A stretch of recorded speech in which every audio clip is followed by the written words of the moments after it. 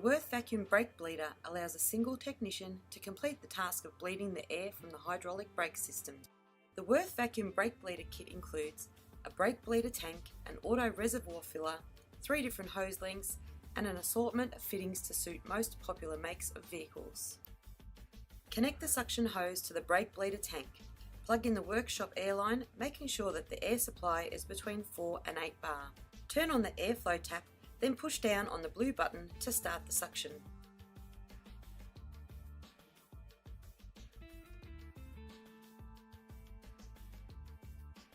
Remove the brake master cylinder reservoir cap and suck out all the old brake fluid, then wipe the reservoir clean.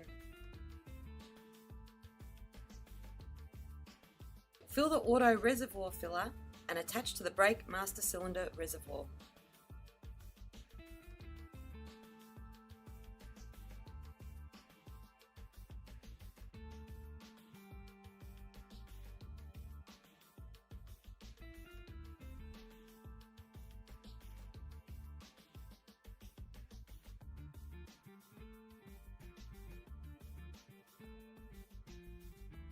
Locate the brake bleed nipple and wipe clean.